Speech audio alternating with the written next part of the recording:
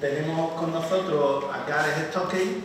Él ya estuvo, historiador británico, pero es conocido aquí en Gibraltar y de hecho estuvo en el seminario que dedicamos, no sé si fue 2018 o 2019. Gibraltar, cómo vivió la guerra de España a Gibraltar, cómo lo vivieron sus habitantes, qué influencia. Entonces Gareth en aquella ocasión ya estuvo aquí, que hizo una ponencia sobre el fascismo en Gibraltar. Digamos, como también dentro de Gibraltar había una minoría, no solo, digamos, conservadora, que veían Franco el garante de su seguridad, sino que también eran fascistas, no conservadores. Que aparte de eso, pues también en aquel seminario estuvimos hablando de que en Gibraltar había un apoyo grande a la República, sobre todo por parte de las clases trabajadoras y los sindicatos, ¿no? Bueno, Gareth Stokey tiene el título de Maestría en Historia Moderna por la Universidad de Oxford, el de Investigación Histórica por la Universidad de Lancaster y es doctor en Historia también por la de Lancaster. Es traductor de español a inglés, consultor editorial. Ha sido profesor asociado de estudios hispánicos en la Universidad de Nottingham, director del Consorcio Internacional para el Estudio de las Sociedades Postconflicto de Historia Europea Moderna en la Universidad de Swansea. Ha sido miembro de la Royal Historical Society del Reino Unido, de la Asociación de Hispanismo de Gran Bretaña e Irlanda y de la Asociación de Estudios Ibéricos Contemporáneos del Instituto de Historia Social de la Fundación Pablo Iglesias de la Universidad Complutense de Madrid. Tiene muchas publicaciones, pero voy a resaltar sobre todo una de las últimas, de 2023, en la que él ha colaborado, que está el libro ahí, que se llama Gibraltar y la política de no intervención en la Guerra Civil Española. José Luis Díaz en el Gibraltar. Burocracia pérfida y la política de no intervención en Londres. Entonces, él va a pronunciar esta conferencia sobre la Gran Bretaña ante la Segunda República Española y yo ya me callo y si quieres te dejo solo y después me sumo otra vez y tenemos un coloquio. Pues muchísimas gracias, mi amigo, y es un gran placer para mí estar aquí hoy y un gran honor para hablar al lado del maestro Ángel Viñas hoy. En avanza, disculpa mi nivel de español. Hoy vivo en Francia, entonces mi cabeza siempre mueve entre tres lenguas. Y a veces, si yo hablo en francés, discúlpame. ¿Sí? Normalmente prefiero presentar sin notas, pero en español creo que sería mejor si yo leo el texto. Bueno, el 31 de marzo de 1939, tan solo un día antes de que Franco declaró su victoria en la Guerra Civil Española, se enviaron a Madrid 2 camiones cargados de alimentos desde la colonia británica de Gibraltar, cita, para aliviar el sufrimiento de la población sitiada de la capital española. Este envío fue organizado por 3 importantes comerciantes gibraltareños: Lionel Emosi, William Thompson y John Mackintosh.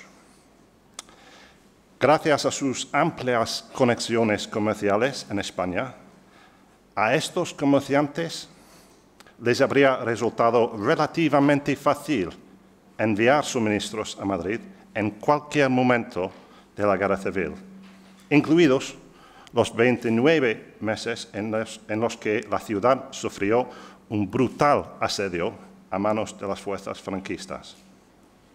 Por lo tanto, Este envío de suministros en vísperas de la victoria de Franco solo puede considerarse como un señal de amistad y solidaridad con los nuevos señores de España.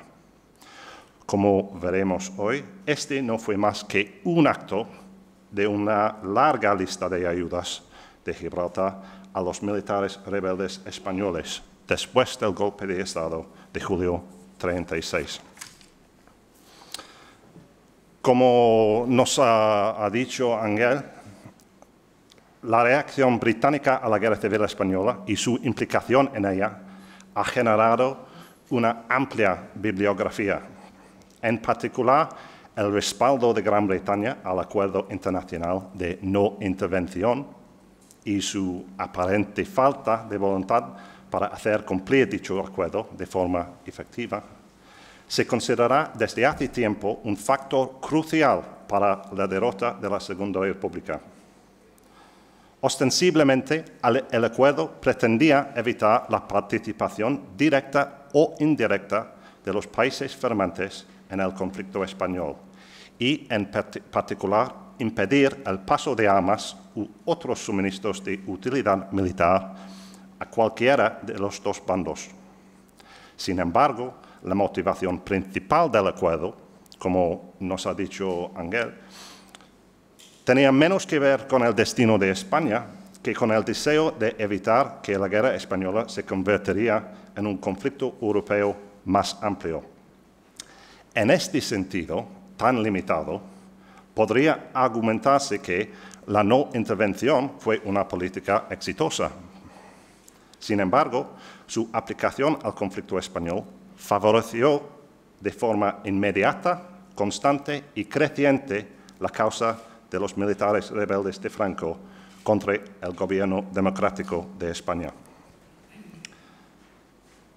Incluso si los firmantes se lo hubiesen tomado en serio y lo hubiesen vigilado estrictamente, como nos ha dicho Ángel otra vez, el acuerdo de no intervención trataba efectivamente a ambos bandos de la guerra civil como iguales. El gobierno legalmente reconocido de la República se le negaron las facilidades que de otro modo podría esperar razonablemente de las potencias extranjeras amigas. Y lo que es más importante, se le negó el derecho a comprar armas y suministros para resistir el golpe militar. En consecuencia, la República se vio obligada a buscar armas por todos los medios disponibles en el mercado negro internacional, lo que se tradujo en precios enormemente inflados, entregas irregulares, equipos anticuados y defectuosos, y una falta crónica de repuestos y recambios. También se negó a la República el reconocimiento de su intento de bloqueo naval a la España rebelde en los primeros meses de la guerra. Estas dificultades, por sí solas, podrían no haber resultado desastrosas por la República Española. Sin embargo, si lo fueran, ya que la no intervención impuso estas limitaciones al gobierno español, mientras que hacía muy poco por evitar la intervención militar sostenida de la Italia fascista y la Alemania nazi a favor de Franco, ni impedir los envíos masivos de ayuda material a lo largo de la guerra. Por ello,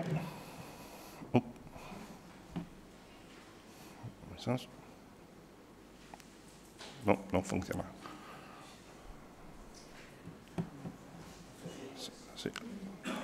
Sí, la segunda.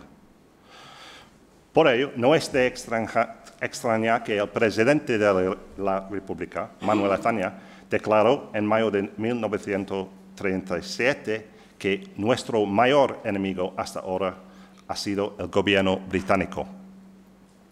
Azaña era muy consciente de que Gran Bretaña había desempeñado un papel destacado en la creación del Acuerdo de No Intervención en agosto de 1936, que Inglaterra acogió y presidió el Comité de No Intervención en Londres desde septiembre de 1936. y que Gran Bretaña fue uno de los principales participantes en el plan de control desde principios de 1937. Un plan de control para observar el tráfico terrestre y naval hacia España, aparentemente en un intento de evitar violaciones de la no intervención. Curiosamente, dado el papel crucial que desempeñó durante la Guerra Civil Española, la colonia británica de Gibraltar ha recibido muy poca atención por parte de los historiadores del conflicto. El Peñón, o The Rock, como se le conocía popularmente en esta época en Gran Bretaña, fue una fuente de información crucial para el gobierno inglés y un punto de apoyo para el poder británico en la región, ya que respondió de múltiples maneras a los combates en España. Además, la preocupación por la seguridad de Gibraltar fue también un factor principal en la configuración de la política británica ante el conflicto.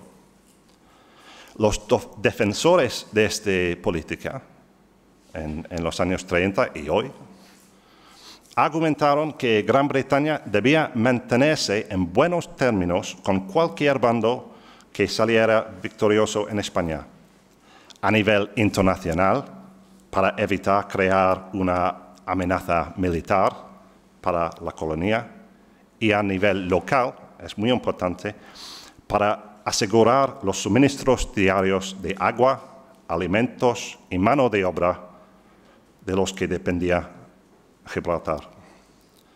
La neutralidad consagrada en el compromiso de no intervención internacional se consideraba un medio para alcanzar ese fin. Bueno, todos esos puntos han sido señalados, aunque no necesariamente analizados a fondo, en numerosos estudiosos sobre la política británica hacia la Guerra Civil. Siguiente. Gracias, Juan. Y unos ejemplos aquí de libros importantes, en mi opinión, incluso mi propio libro, tristemente solamente en inglés. Bueno, lo que quizás sea más sorprendente es que el papel de Gibraltar en el acuerdo de no intervención se haya pasado por alto en gran medida. Esto es aún más curioso si tenemos en cuenta que Gibraltar constituía la única frontera terrestre de Inglaterra con España y, como tal, su principal responsabilidad en cuanto a la prohibición del transporte por tierra de municiones o suministros desde territorio británico a España durante la guerra.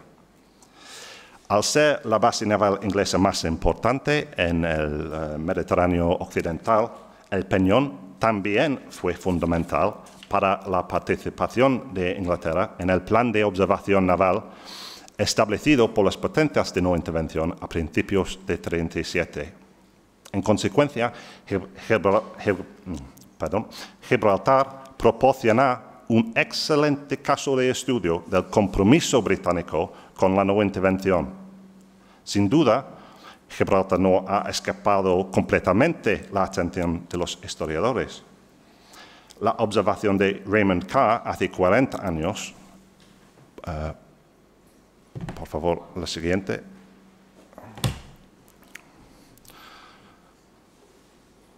La observación de Raymond Carr, que los militares ingleses y los funcionarios coloniales del Peñón eran, cita, simpatizantes nacionales en su totalidad, ha sido corroborada posteriormente en numerosos estudios. Además, se ha demostrado cómo este partidismo tuvo implicaciones prácticas en la aplicación de la política del gobierno inglés en Gibraltar.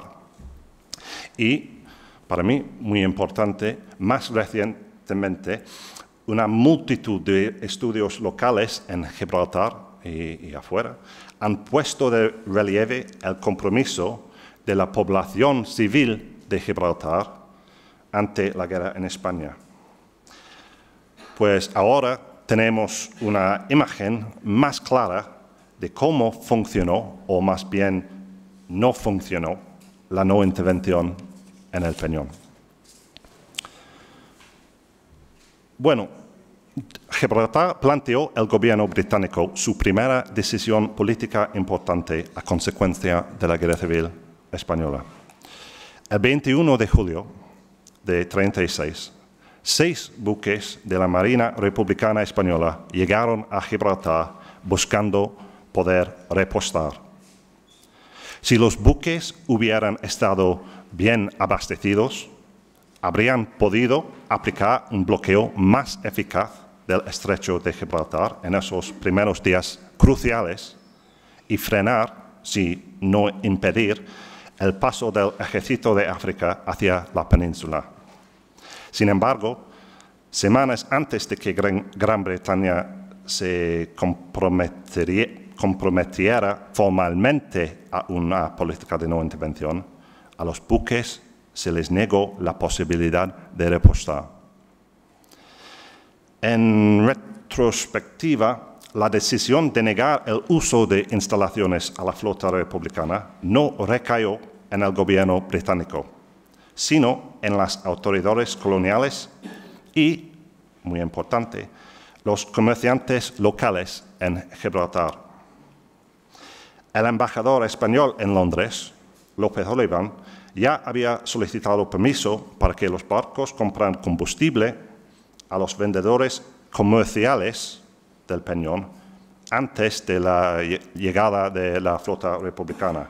Y tras conversaciones entre el Ministerio de Asuntos Exteriores y la Oficina Colonial en Londres, el gobierno británico dio instrucciones a la colonia la noche de 21 de julio para que la solicitud fuera atendida. Mientras tanto, el gabinete británico iba a discutir el asunto al tarde siguiente. Sin embargo, la decisión del gabinete, es decir, de permitir la venta comercial de petróleo, pero no proporcionarlo de reservas navales, no llegó a Gibraltar hasta el 24 de julio, es decir, un momento en el que la flota republicana ya había abandonado el Peñón y la cuestión se había vuelto irrelevante. Tanto las autoridades británicas en Gibraltar como la élite mercantil local eran instintivamente hostiles a la suerte de la Segunda República ante el golpe militar. Tales sentimientos fueron ciertamente exacerbados por los primeros informes de desorden que llegaron a Gibraltar desde la España republicana después del 18 de julio.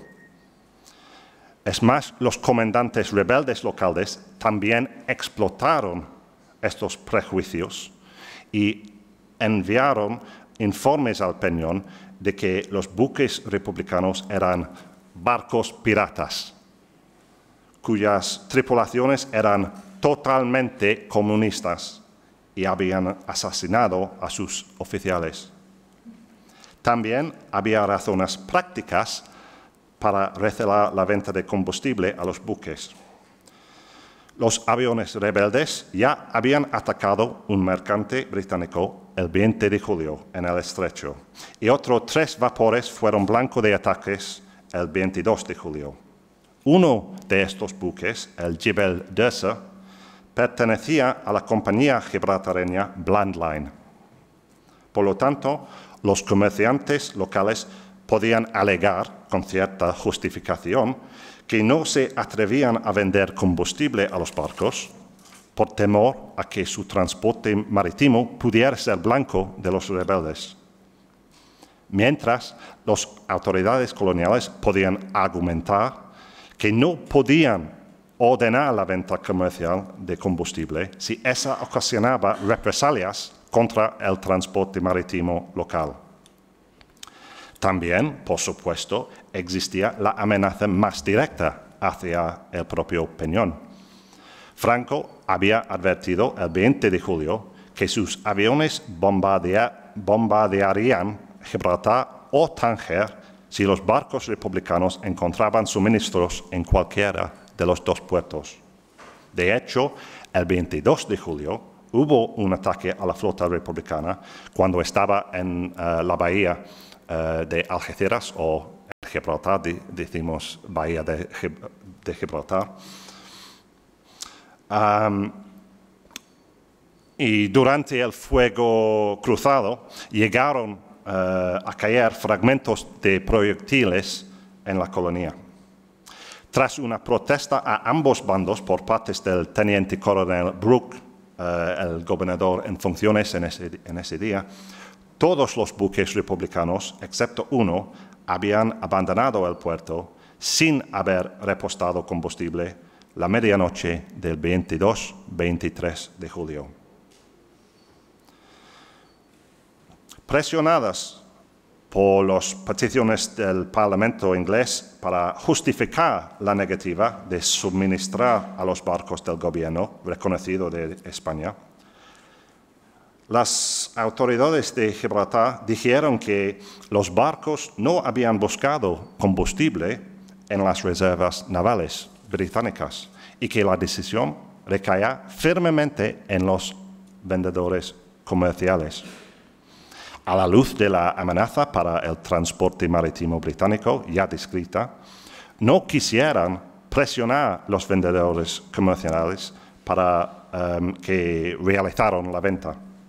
Y por su parte, los comerciantes afirmaron que sus existencias de combustible, en cualquier caso, eran limitadas, pero que si les hubiera ordenado abastecer a los buques, habrían cumplido. Sin embargo, estas justificaciones retrospectivas no deben ocultar el hecho de que la negativa de vender combustible se basó en gran medida en preocupaciones ideológicas más que prácticas. Unos ejemplos. No, sí. Es ok. Por ejemplo, la afirmación que los comerciantes locales tenían suministros limitados puede ser fácilmente refutada, ya que la empresa local Oil Fuel Depot abasteció el buque de guerra americano USS Quincy tan solo 4 días más tarde y pudo informar de reservas de 7 millones de barriles en ese momento. 7 millones. Cuando el último buque republicano, el torpedero número 14, solicitó combustible para navegar hacia Málaga el 23 de julio, el comerciante local Lionel Emossi fue capaz de suministrarlo inmediatamente de unas existencias previamente limitadas. Que la decisión de los comerciantes se basaba en la hostilidad hacia la República también se desprende de las negociaciones. Por muy apócrifa que sea la historia, el relato de George Hills sugiere la verdadera motivación de la negativa. Y es el primero cita. El cónsul, actuando en nombre de los marineros republicanos, fue recibido por el gibraltareño Lionel Emossi en representación de los comerciantes de carbón. Y Hills se equivocó. La solicitud fue por petróleo, no carbón. Los comerciantes proporcionarían carbón si se liberaban a todos los oficiales que estaban prisioneros a bordo. El cónsul respondió que no había ninguno. Emossi respondió que en ese caso no tenían carbón para vender. Y años más tarde, cuando un historiador entrevistó a un antiguo empleado de Emossi, se dio una razón ideológica también para la negativa, a saber que los comerciantes no querían hacer negocios con comunistas evidentes. No solo los comerciantes locales estaban instintivamente dispuestos a creer las espantosas historias de atrocidades que surgían de la España republicana, incluyendo los informes rebeldes de que los oficiales de barcos habían sido asesinados por sus tripulaciones, sino que también se ha sugerido recientemente que varios gibraltareños prominentes habían incluso desempeñado un papel en los preparativos del propio golpe militar en 1935. Y el libro, creo que el libro está en la mesa afuera. El mismo Lionel Emosi, que supervisó las negociaciones con la flota republicana en julio de 1936, había asistido a reuniones de los generales españoles conspiradores en el Rock Hotel el año anterior. Tampoco ayudó a la causa republicana el hecho de que el director general de la segunda mayor empresa petrolera en Gibraltar, Tarik Petroleum, fuera el español Ricardo Goizueta, un amigo íntimo de General Sanjurjo, y Goizueta también participó en los preparativos del golpe militar. Tras no haber conseguido combustible para sus buques después del 21 de julio, el 5 de agosto se produjo un nuevo golpe decisivo a los intentos de la República de bloquear el estrecho, cuando el convoy de la Victoria de Franco pudo cruzar a Algeciras con unos 3.000 efectivos del Ejército de África. Durante la operación, el destructor republicano Lepanto fue dañado por la aviación rebelde. Al igual que la actitud de las autoridades gibraltareñas hacia la flota republicana 2 semanas antes, el Lepanto se le negó el permiso para atracar durante más tiempo del necesario para desembarcar a los muertos y heridos. Esta muestra de imparcialidad se produjo tras una llamada telefónica del general rebelde Kindelan, con una petición personal de Franco de que no se permitiera al buque atracar en Gibraltar. En estas primeras semanas cruciales de la guerra, entonces, Gibraltar no solo negó facilidades a las fuerzas republicanas, sino que también ofreció una ayuda más proactiva a la causa de los militares rebeldes. Dentro de la colonia, sobre todo el temor a posibles disturbios civiles derivados de la guerra en España, el gobernador había emitido una ordenanza el 10 de agosto en la que se ordenaba a la población, cita, abstenerse de actuar o hablar públicamente de manera que mostrará una marcada parcialidad o partidismo hacia cualquiera de las partes contendientes en la presente disputa española. Sin embargo, parece ser que la parcialidad o el partidismo en privado eran otra cuestión. El 11 de agosto de 1936, por ejemplo, el gobernador militar de Algeciras solicitó que se permitiera a 2 buques viajar a Gibraltar para comprar suministros para sus tropas. En marcado contraste con el trato dado al Lepanto una semana antes, la petición fue concedida. Cita, siempre que vengan vestidos de civiles. De hecho, el gobierno británico recibió información de que tales facilidades no eran inusuales. La embajada española en Londres presentó el siguiente informe al gobierno británico el 21 de agosto. Y es la segunda cita. Barcos armados del monopolio español de tabaco viajan constantemente de Gibraltar a Algeciras, con provisiones bajo la protección de oficiales del ejército rebelde. También se llevan provisiones a bordo del barco Correo de Algeciras y del barco Cisterna que transporta madera. Las municiones se llevan en un barco pesquero pintado de blanco que está armado con ametralladores y oficiales de la Legión extranjera. El consulado republicano en Gibraltar ya informó a Madrid el 15 de agosto de que se habían llevado 16.000 litros de petróleo, además de provisiones de alimentos a Ceuta y Melilla desde el Peñón. Con toda probabilidad, estas entregas se originaron de los comerciantes locales más que de las autoridades coloniales.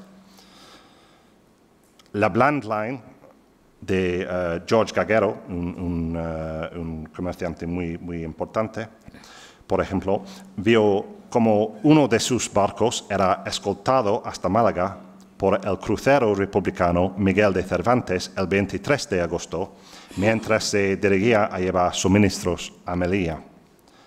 Si bien Gaguero guardó un silencio táctico sobre tales entregas ante las autoridades británicas de Gibraltar, años más tarde no mostró ningún reparo en recordarles sus servicios a la causa franquista. Y creo que es... Gracias. No voy a leerlo, es un poco largo, pero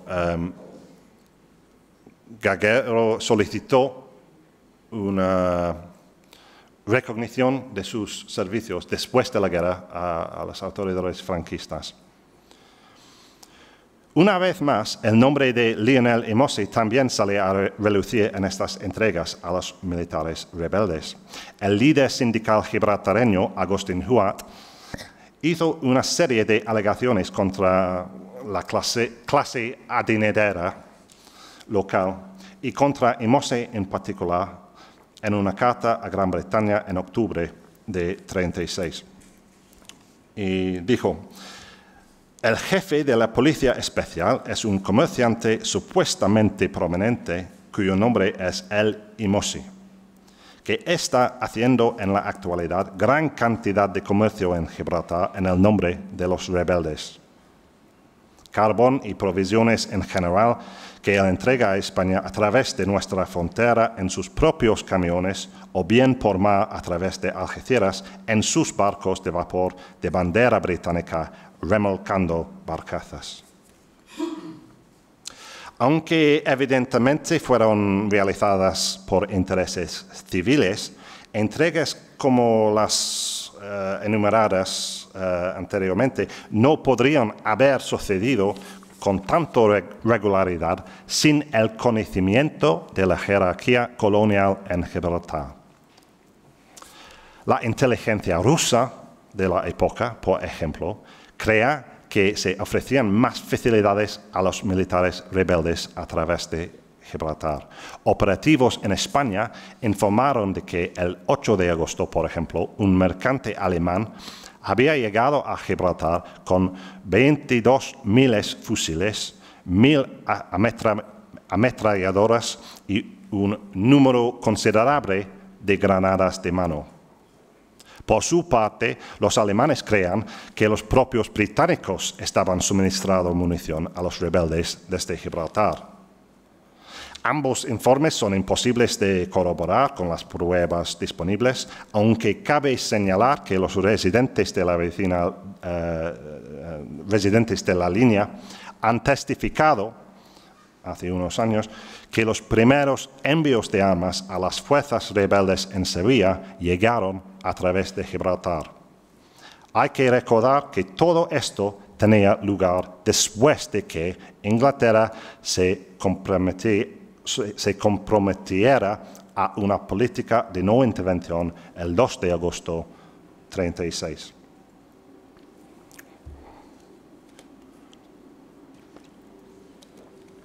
Como ya hemos visto, las autoridades gibraltareños ya habían traducido la política oficial del gobierno británico de no intervención a una legislación que pretendía controlar las respuestas de la comunidad civil del Peñón a la guerra civil. El 10 de agosto, el gobernador Harrington había emitido una ordenanza de imparcialidad. Sin embargo, la profundidad de los vínculos familiares, sociales, culturales, económicos y políticos entre los llanitos y sus vecinos españoles en esa época significaba que era poco probable que una ordenanza de este tipo tuviera mucho efecto. En consecuencia, debido al incumplimiento, la ordenanza se volvió a promulgar en Gibraltar en otras 3 ocasiones de la Guerra Civil, la última de ellas en enero de 1939. Los gibraltareños siguieron participando en el partidismo de múltiples maneras desde los primeros hasta los últimos días del conflicto. Miles de refugiados republicanos encontraron asilo en el Peñón después del golpe de Estado, por ejemplo, y muchos cientos permanecieron al final del conflicto a pesar de los insistentes intentos de las autoridades británicas para expulsarlos. También se hicieron esfuerzos para recaudar fondos y donaciones benéficas para la zona republicana, mientras que un puñado de gibraltareños se ofrecieron como voluntarios para luchar en defensa de la República. Sin embargo, estos esfuerzos pro-republicanos se vieron dificultados a lo largo del conflicto, ya que la región vecina de España había caído en manos de los militares rebeldes en los primeros días de la guerra. La mayoría de los llanitos carecían de contactos financieros, logísticos o diplomáticos para hacer algo más que gestos simbólicos de apoyo a la República, más allá de ayudar a los refugiados en la propia colonia. No podía decirse lo mismo de las clases ricas de Gibraltar, que estaban integradas en amplias redes comerciales y sociales a ambos lados de la frontera. Destacados gibraltareños ofrecieron sus servicios de la inteligencia franquista, por ejemplo, en el Peñón y más allá durante toda la Guerra Civil. De hecho, muchos siguieron trabajando por el caudillo también durante la Guerra Mundial. También eran reacios a ofrecer ayuda financiera a la causa rebelde. El 29 de septiembre de 1936, por ejemplo, se informó de que un gibraltareño antimarxista había hecho una donación a un fondo para la construcción de aviones rebeldes en Sevilla. El primer día de septiembre de 1936, el gobierno británico dio instrucciones al gobernador de Gibraltar para que prohibiera la exportación o reexportación de armas a España desde el Peñón, con el fin de cumplir con la política británica de no intervención. La orden entró en vigor mediante una ordenanza del gobierno de Gibraltar el 3 de septiembre. Sin embargo, no sirvió de mucho para evitar que se enviaran más suministros a los militares rebeldes desde Gibraltar. El historiador Julio Ponce, por ejemplo, ha demostrado cómo los envíos de combustible y suministros desde Gibraltar hasta Sevilla se multiplicaron en septiembre y octubre de 1936, es decir, después de la ordenanza. Además, cita Julio Ponce la llegada de 2 buques alemanes al Peñón en septiembre de 1936, que descargaron 500 y 100 barriles de benzol, respectivamente, para ser transportados a través de la frontera hacia la España franquista. A pesar del apoyo constante y masivo del gobierno británico, los militares rebeldes hicieron gala de un considerable descaro en este mismo periodo, con una serie de quejas sobre supuestas violaciones de la neutralidad británica a favor de la República. El 3 de agosto, por ejemplo, el gobernador militar de Algeciras se había quejado a las autoridades gibraltareñas de que los barcos de pesca locales estaban siendo utilizados para abastecer a los submarinos republicanos y dar cobijo a los carabineros que huían de la justicia rebelde en el campo de Gibraltar. Al día siguiente, los oficiales insurrectos de Cádiz se habían quejado a los oficiales navales británicos en el Peñón que los oficiales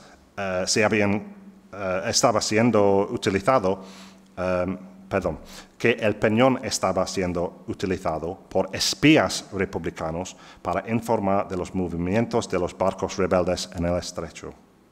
Y con este pretexto, el 8 de agosto, las autoridades rebeldes del campo ordenaron el cierre de la frontera de Gibraltar, que solo se reabrió una vez que las autoridades inglesas dieron a sus homólogas del campo un veto efectivo sobre la expedición de permisos de trabajo a los trabajadores españoles en el Peñón.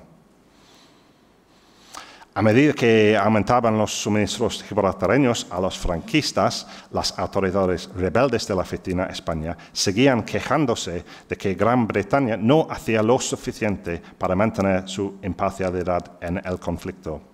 El 8 de marzo de 1937, por ejemplo, se pidió a los buques de Marina británica que interceptaran el SS Stanhope, que, según los rebeldes, llevaba municiones a la República desde Casablanca.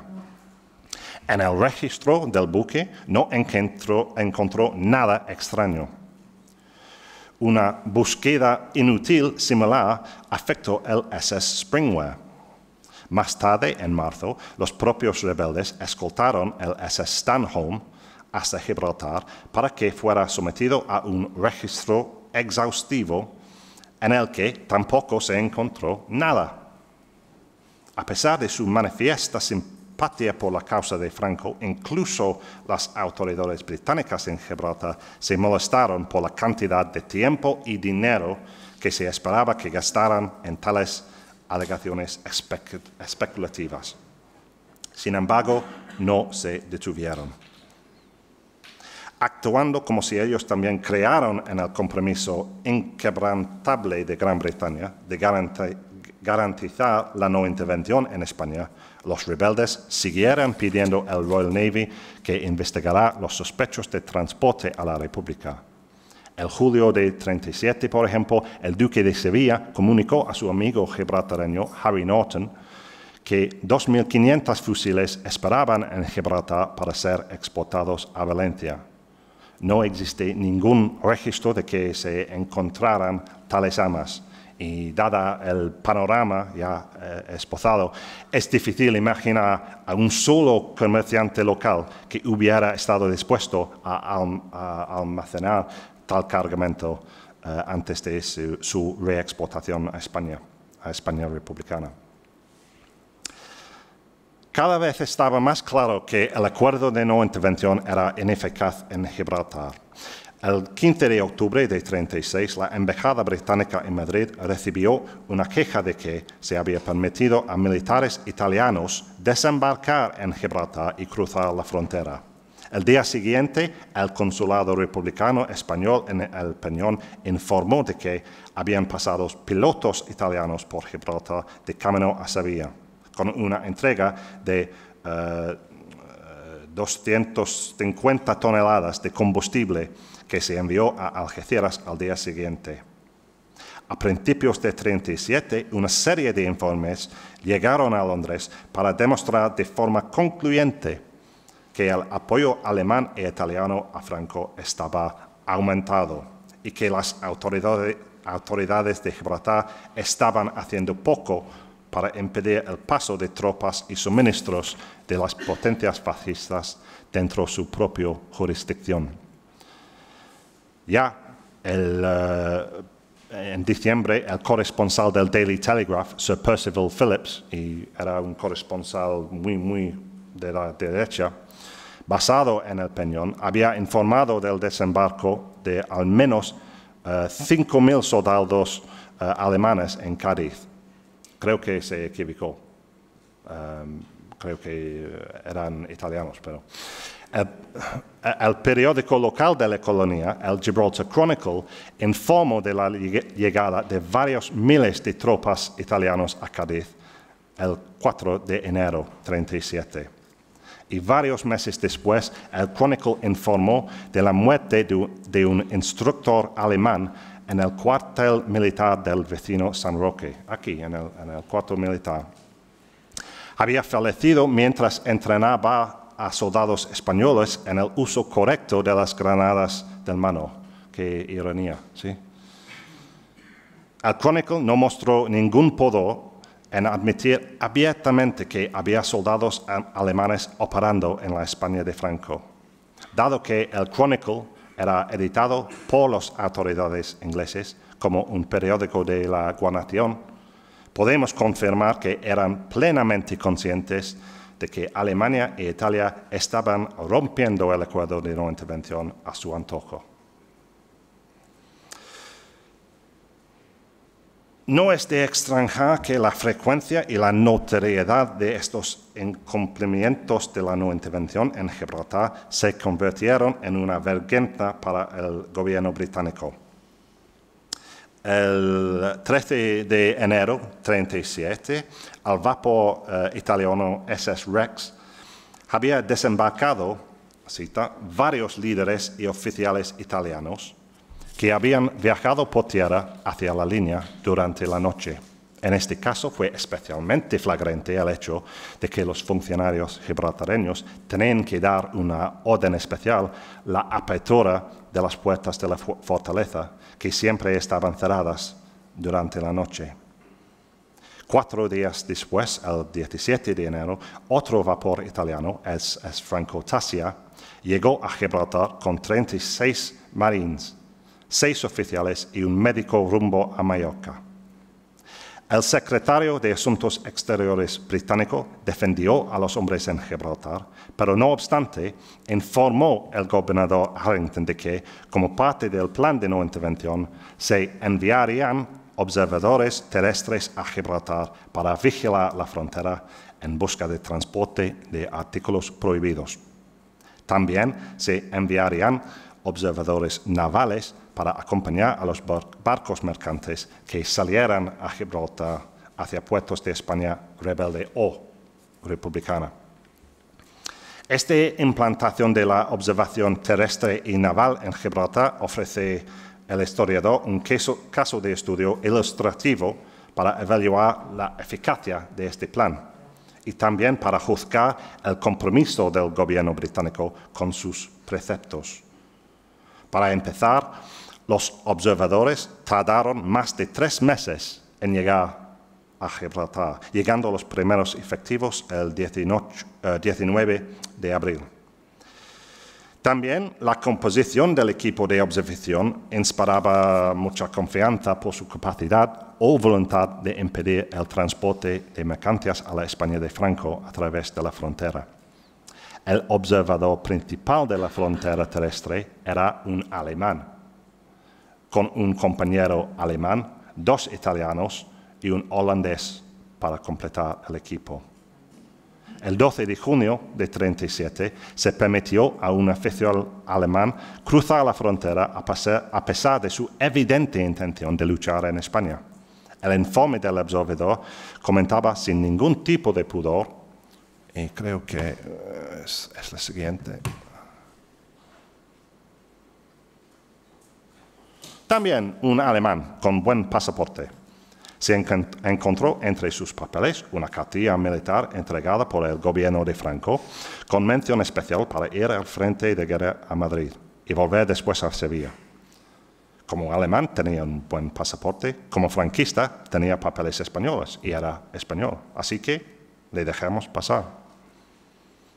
2 días después, un oficial italiano cruzó la frontera con similar facilidad bajo la vigilancia de los observadores de tierra.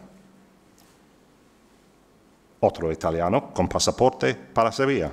Encontré en sus bolsillos su salvoconducto como oficial del Estado Mayor para el Frente Militar.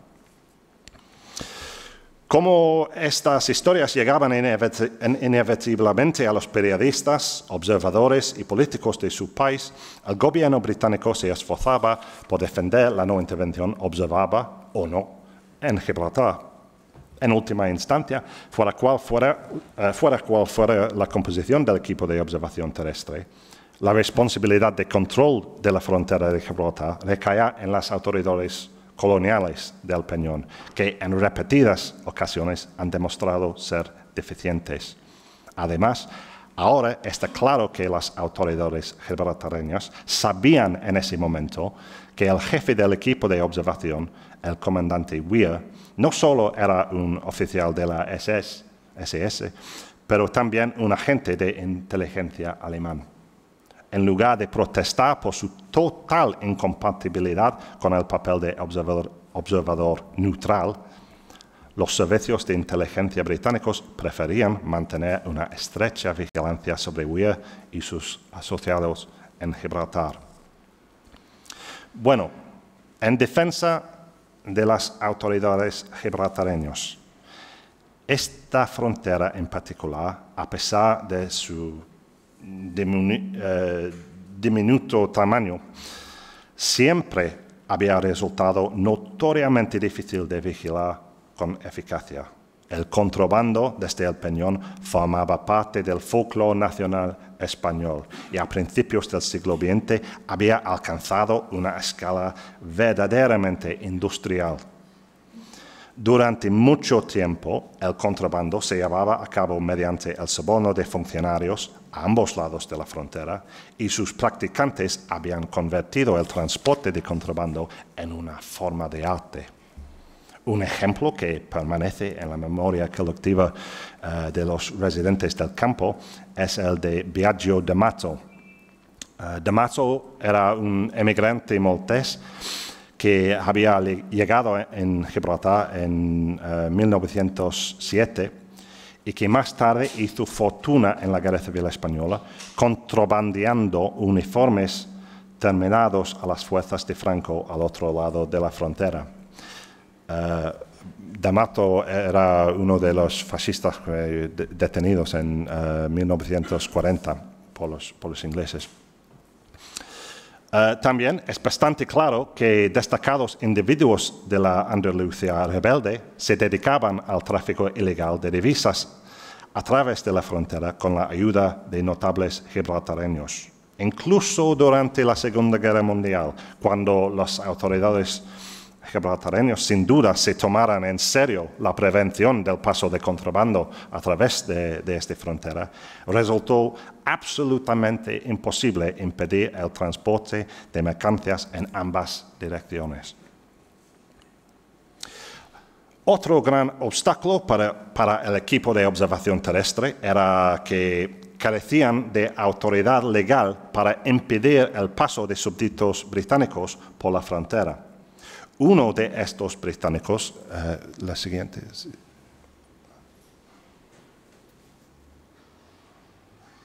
Gracias. Uno de estos británicos, George Grice Hutchinson, amenazó con emprender acciones legales después de que los observadores terrestres pararan y registraran a su hija en octubre de 1937. En un informe a la oficina colonial, el gobernador Harrington afirmó que los observadores no habían detenido a ningún súbdito británico y confirmó que carecían de poder para hacerlo. Sin embargo, se había aconsejado a los súbditos británicos que se aseguraran de tener los permisos adecuados para viajar por la vecina España. Teniendo en cuenta el panorama ya descrito de ayuda constante al esfuerzo bélico de los rebeldes, se trataba de una laguna en los acuerdos de observación en Gibraltar. En el caso de Grice Hutchinson, no era de extrañar que él y su familia se consideraran sospechosos. Grice Hutchinson había pasado los primeros meses de la Guerra Civil transportando refugiados derechistas de Málaga a Gibraltar en su yacht, el Honeybee, y ya estaba inmerso en un proceso judicial contra el gobernador de Gibraltar y el contraalmirante, además. Es más, se sabía que Grice Hutchinson trabajaba para la inteligencia franquista y que informaba sobre sus compatriotas británicos en Málaga después de lo que de que las fuerzas rebeldes capturaran la ciudad en febrero de 1937. También Grice Hutchinson fue visto por un corresponsal de un periódico británico en la sede de la policía de la línea, donde Grice Hutchinson afirmó que aquí el negocio lo dirijo yo. Cuáles fueran sus tareas concretas para la causa de Franco, ciertamente fueron suficientes para que Grice Hutchinson recibiera un honor militar del caudillo después de la Guerra Civil.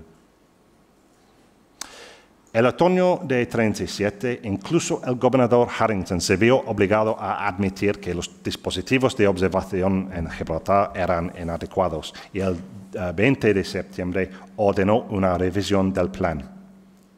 A partir de entonces, los resultados mejoraron un poco, a juzgar por las pruebas disponibles. El 4 de noviembre, por ejemplo, se detuvo y confiscó en la frontera un cargamento de municiones y proyectiles destinado a la España rebelde. El 9 de diciembre se detuvo a un señor Barton, acusado de introducir armas en Gibraltar con el fin de exportarlas a España. Sin embargo, no hay que pensar que la falta de registros documentales implica el cese total de los envíos de Gibraltar a España durante la Guerra Civil. El contrabando continuó a través de la frontera y fue notoriamente difícil de registrar, mucho menos de prevenir. También es razonable señalar que tras la toma de Málaga y los puertos que quedaban en el norte de España en la primavera y verano de 1937, hubo menos necesidad de utilizar Gibraltar como puerto para el tráfico marítimo a los militares rebeldes. Tal vez la prueba más significativa que queda del compromiso británico de no intervención en Gibraltar y del partidismo civil en respuesta al conflicto comenzó con la llegada del destructor republicano José Luis Díaz el 27 de agosto de 1938. El buque había sufrido daños durante un enfrentamiento en el estrecho y estaba muy maltrecho. Las implicaciones internacionales de la presencia del buque en Gibraltar, el asunto de su reparación y su posterior huida, han sido objeto de numerosos estudios, incluso el libro aquí que nos ha dicho Juan. Las autoridades coloniales en Gibraltar no permitieron que el buque fuera reparado en el astillero naval, alegando la política oficial de no intervención, por lo que el barco se vio obligado a buscar reparaciones a través de empresas civiles locales. Dada la clara adhesión de la clase mercantil gibraltareña a la causa de Franco ya descrita, no es de extrañar que los comerciantes navieros locales se negaran a trabajar en el José Luis Díaz. Alegaban, con cierta justificación, que pondrían en peligro sus numerosos intereses comerciales en la vecina España, es decir, la España rebelde, si facilitaban las reparaciones del buque de guerra. Sin embargo, las deliberaciones en torno al José Luis Díaz en el otoño de 1938 guardan notables similitudes con las que tuvieron lugar sobre el suministro de combustible a los 6 buques republicanos en los primeros días de la guerra. No cabe duda de que la hostilidad política hacia la República desempeñó algún papel en la negativa de los comerciantes y, además, el buque también provocaba un fuerte sentimiento entre las clases trabajadoras en Gibraltar. Y es la cita así. El 30 de diciembre, cuando el José Luis Díaz intentó escapar de una patrulla naval rebelde en el estrecho, los gibraltareños demostraron una vez más su simpatía y apoyo a ambos bandos en la guerra civil. El gobernador Sir Edmund Ironside informó de que los espías habían señalado la salida del buque a la flota rebelde, disparando bengalas desde el Rock Hotel y el Calpe Rowing Club. Mientras tanto, en Catalan Bay, donde el José Luis Díaz encalló tras ser atacado por buques de guerra rebeldes, varios llanitos arriesgaron sus vidas en un intento de rescatar a miembros de la tripulación y llevarlos a la orilla. El incidente llevó al gobernador a promulgar de nuevo la ordenanza de imparcialidad, la tercera vez que se promulgaba el 9 de enero de 1939. Bueno, aunque sea de forma resumida, hemos visto cómo funcionó, o más bien no funcionó, la no intervención en Gibraltar durante la Guerra Civil Española. Sin embargo, es demasiado simplista dar por sentado en todo momento que la política del gobierno británico o las respectivas actitudes y acciones de los funcionarios y civiles británicos en Gibraltar trabajaron en colaboración y de forma constante para sofocar la causa de la República Española. Por ejemplo, miles de gibraltareños demostraron su simpatía o apoyo a la misma de numerosas maneras. Incluso al analizar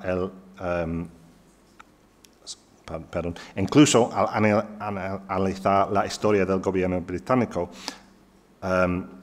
las autoridades gibraltareñas y las clases ricas locales, podemos detectar una compleja interacción de prejuicios ideológicos preexistentes, preocupaciones por la seguridad de la colonia, intereses comerciales y auténticas dificultades para vigilar el paso de mercancías hacia y desde Gibraltar.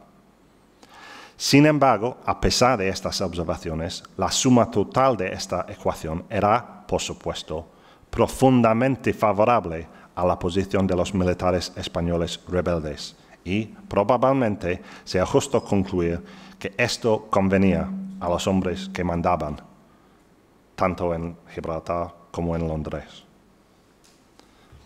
En Gibraltar, al igual que en otros lugares con el compromiso británico de no intervención, se creía con confianza que Inglaterra sería recompensada por su neutralidad, independientemente del bando que saliera victorioso de la guerra civil. Y, juzgado por el criterio de evitar que la guerra civil se convertiría en un conflicto europeo más amplio, los ministros británicos estaban ciertamente dispuestos a facilitarse por el éxito de su política de no intervención. Al final, y a pesar de repetidas advertencias de todo el espectro político británico sobre los peligros de una victoria de Franco con apoyo fascista, tanto Londres como las autoridades de Gibraltar confiaban en que el caudillo fuera un hombre con el que pudieran hacer negocios.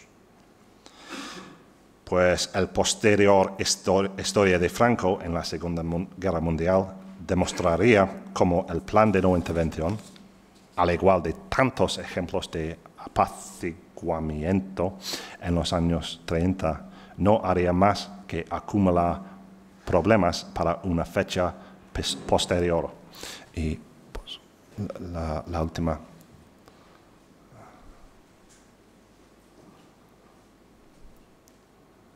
Y lo siento para terminar con palabras franquistas, pero esta carta fue dirigida al editor del Gibraltar Chronicle en enero de 1939. No fue publicado, por supuesto, pero es un ejemplo del tipo de recompensa que los británicos recibieron desde Franco y sus seguidores. Estimado editor del Gibraltar Chronicle, Gibraltar, España.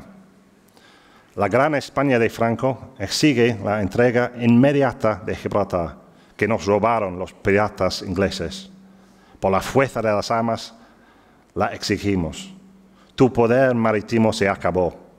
Hoy somos los que damos las órdenes. Hundimos tus barcos, quemamos tu bandera, bombardeamos Catalan Bay, detenemos a tus espías consulares, violamos a tus madres. ¿Qué haces en respuesta? Nada.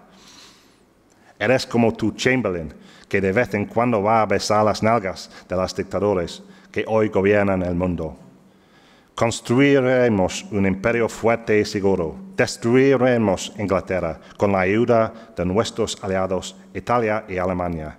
Te privaremos de todo lo que nos robaste. Ha llegado la hora de la venganza. Nuestro Gibraltar será liberado. Si os negáis a darnos nuestro Gibraltar, os masacraremos, como hicimos en Guernica. Me parece interesante porque la narrativa oficial franquista era Guernica fue destruido por los vascos. Piratas y cobardes ingleses, huyen de Gibraltar, o Ceuta os volará por los aires y no os quedará nadie con vida que abandone el peñón. Viva Franco, lo siento. Muera Inglaterra, mejor. Viva el fascismo, en Gibraltar español. Perdón.